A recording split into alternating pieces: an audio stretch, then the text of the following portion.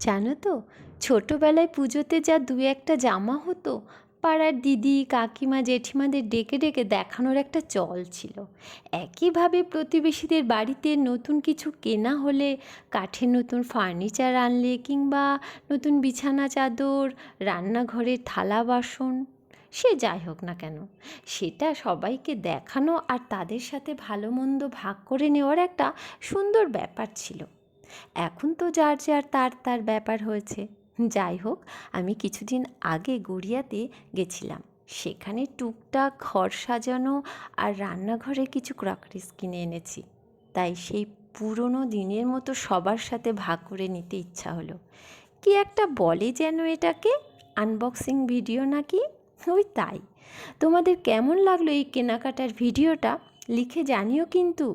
আর হ্যাঁ, ভীষণ রকম স্টেজ ফিয়ার আমার, তাই সবার সামনে গুছিয়ে অত কথা বলতে পারি না।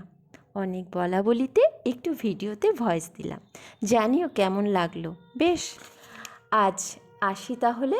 আবার কখনো নিশ্চয়ই এইভাবে দেখা সাক্ষাৎ গল্প হবে। ততক্ষণের জন্য সবাই খুব ভালো থেকো।